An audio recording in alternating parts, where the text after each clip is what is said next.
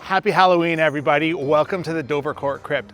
I am so excited to share what is going on here with you and talk about the sponsorship that we're going to be doing with Mark Denny and his partner who put all of this together. Like, the amount of time and effort that these people put into putting this together is just mind-blowing. We're not going to take you through the crypt because you need to come here and check it out yourself. It is absolutely incredible. But we really wanted to meet Mark and introduce him to you and, find out what inspires him to do this every year. I mean, it is a ton of work he puts into doing this. So let's stop talking about what he does and how he does it, and let's go meet the man, the myth, and the legend. Let's go. Well, tonight I am joined here with Mark and Liz, who are the, shall we say, organizers and owners. What do you call yourselves of the Dovercourt Crypt? Crypt keepers. No, we're the crypt masters. Yeah. And you have crypt keepers that help get everything organized and whatever else? That's our staff Facebook page. Yeah. Perfect, nice. I'm dying to know, because we spoke a little bit last year when I talked to you about possibly sponsoring things. Why are you doing this? Why? Brain damage? Well, I mean, it started just as, Halloween was fun, and I loved, making a more over-the-top graveyard every year. Yeah. And, my buddy's brother down the road did a big crazy display, and I was inspired as an 8-year-old. And then, jump 15 years, and we've made so many props that one of my friends was like, oh, why don't you guys just do a little yard walk through, no big deal. And then we had to one-up ourselves every year. Yep. And then I joined, I think the second year, yeah. And I was like, oh, wow. we could do this better. We could make it on social media, perhaps, and it then spiraled from there. Yeah.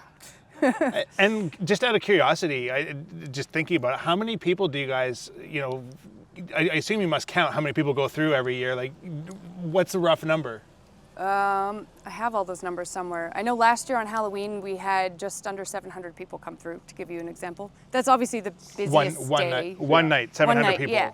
And that's when we stopped counting, because we opened it up again after fireworks. Right. But yeah, that's by far the busiest night. But the week of Halloween usually has anywhere from 250 to 350, sometimes even 400. Like a night. Like a night. Each a night. Yeah. Yeah. So I don't have the total number, but I have that somewhere. It was between 3,000 and 4,000. Yeah.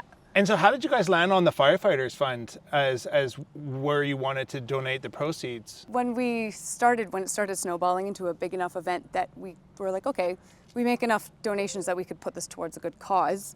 We started looking at local charities because we wanted to do, the Burn Fund was one of the ones we were looking at. And actually there was another haunted house in Edgemont that I was already working with them. Yeah.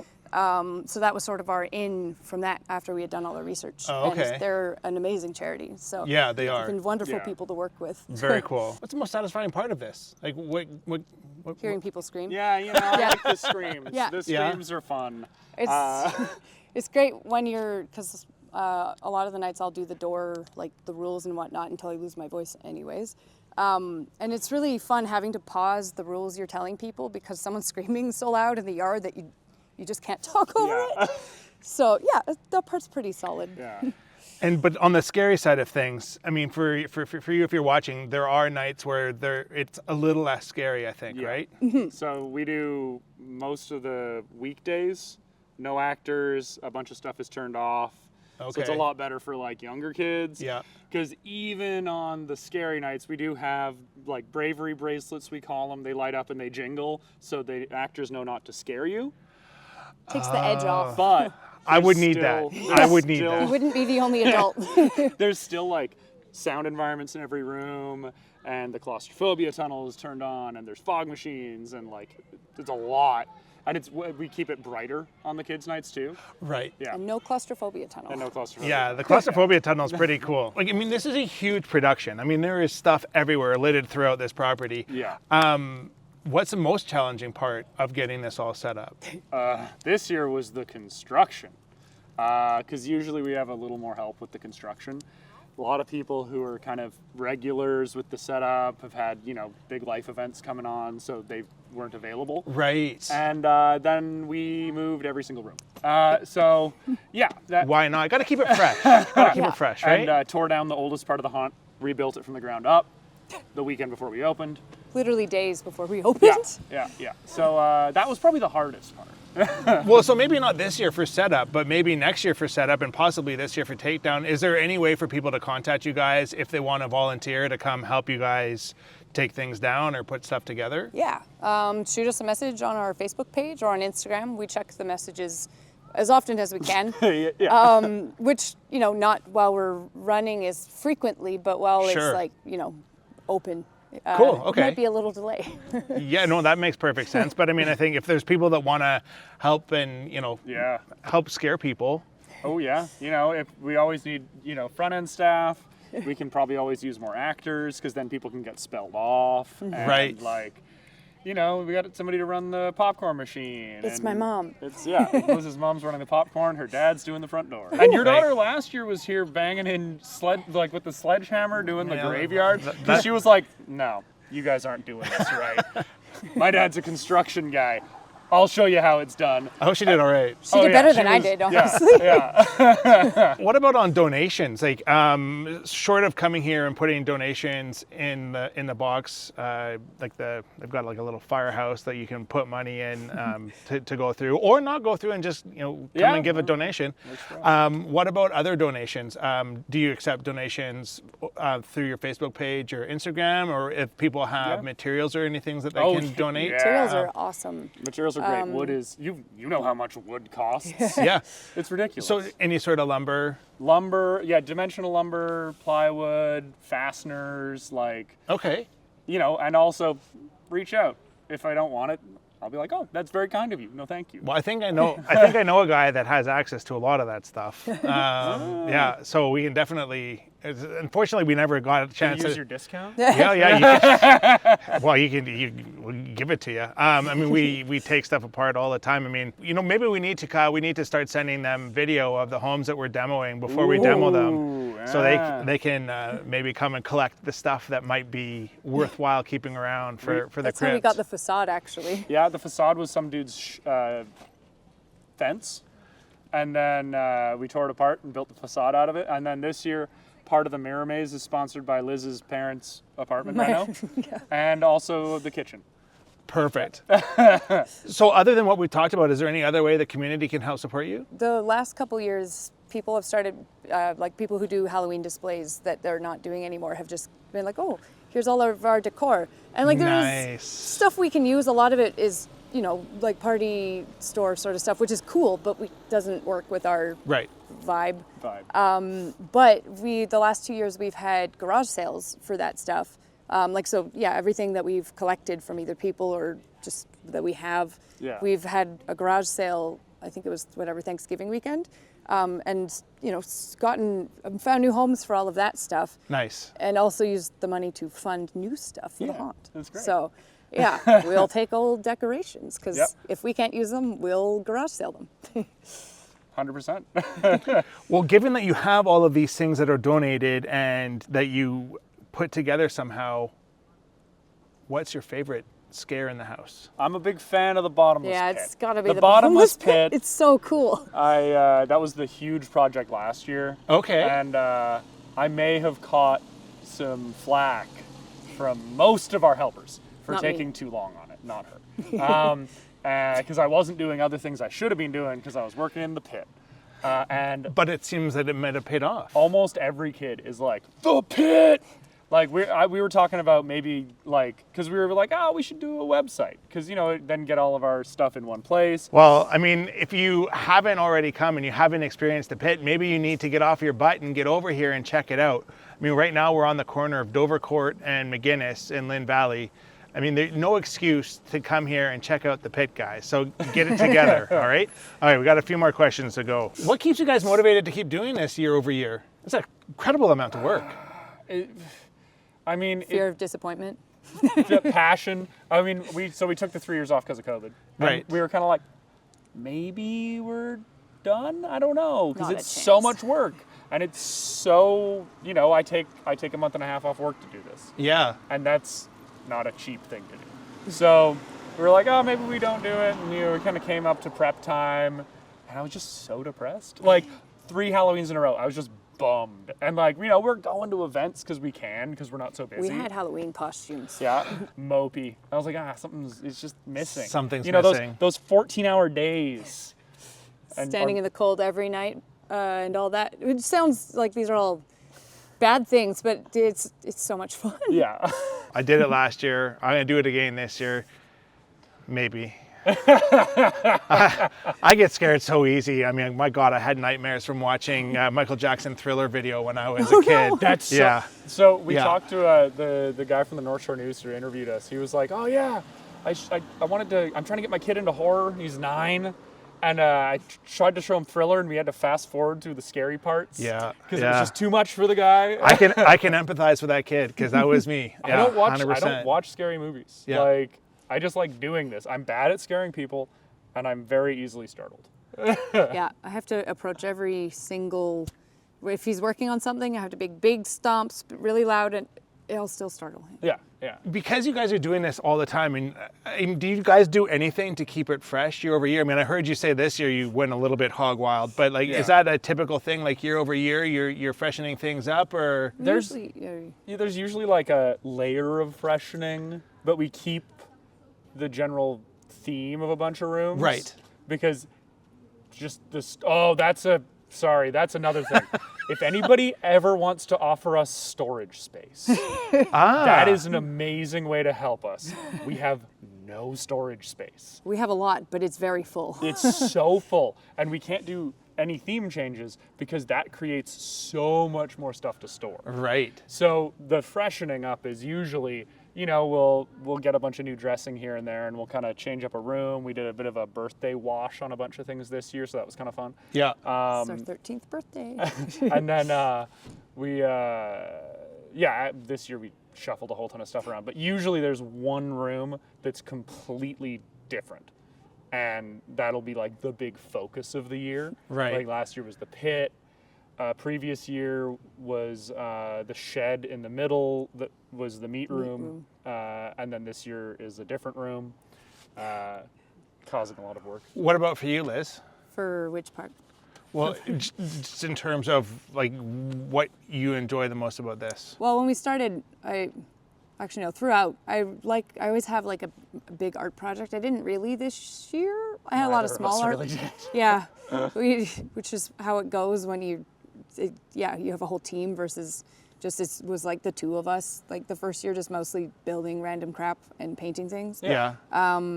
But last year, there was a big spiral door that I painted that was burned into my retinas for days. And That's a pretty wild door. Yeah, it's awesome. Yeah, I was dizzy. I was so dizzy painting that. But previous years, I made the sign, like not the pillars, but the actual arch and all the letters and the filigree on top. That was my project a couple years ago, 2023, maybe it was before COVID. No, it was way before COVID. Yeah, so like I like doing I always need my art projects. I love doing that sort of stuff. And she's so good at it. Oh, I do all right. When we cool. started, I was a lot better at social media, but I don't use it as often now. So now I really only do it for the haunted house. Yeah. Which is hard when you're also running all the front end stuff. So we post not as much as we should, but yeah. It's a lot of work. I mean, the only reason that I have the social media presence that I do is because of Kyle, and we've got another fellow that Kyle? works with us. That it's a lot of work. Well, and no matter the amount of social media stuff we do, it doesn't like hold a candle to how much just Facebook mom groups do. Oh yeah. In heavy lifting, like somebody will be like, I'll get it on the mom group, Dude, and then it's yeah. like mountains of Instant. families Yeah. showing up. The North Shore Moms Group is an amazing place. Yeah. Amazing is Scary. a flexible world. Yeah. Word, I mean. I hope we never get on their bad side. Yeah, that's right. Whoa. That's right. Do not get on the bad side of the North Shore Moms Group. We Like love you, that North is. Shore Moms groups. Yeah, I work very hard to stay on the good side of all of those wonderful ladies. I'm Yeah. telling you right now. You're all amazing and beautiful and wonderful. Love you all. So tell me, this year or last year, what is the most unexpected thing that has happened? Oh, that we had to make a rule that you can't jump on the bottomless pit. Yeah. Why- they see that it's clear and then they decide they're going to walk on it. It's a certain demographic of people. It's not, I'm sure it, extends past that demographic, but I would say the younger boys see the pit and they're just like, I must jump. I want to try to break it. Yeah. I'm like, it's completely safe. I can walk on all parts of it. But it'll break the bits inside. Well, and also then we have to clean the damn thing. Right. Yeah. It's got footprints all over it. So having to make a rule about kids jumping on top of things. What about the funniest thing that's happened this year or last year? Well, there's this couple that came through, like, I think kind of one of our earlier nights last year. It was the night, it was, I think, the first day we opened, Yeah. which happened to be election day, and also there was an atmospheric river, so believe it or not, it was not busy. But there was a handful of people, there was a couple big groups, and then this couple, like, really close to closing time. Yeah.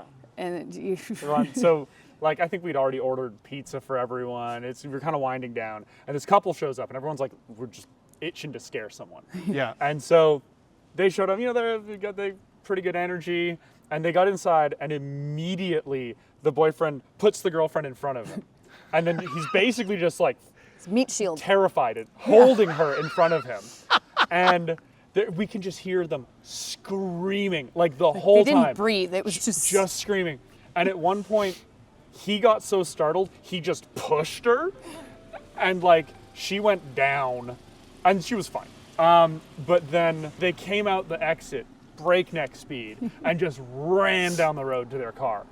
yelling And- thank you. They're like, thank you, it was so much fun, but still running. And I went down there because I was like, I'm gonna check on these people.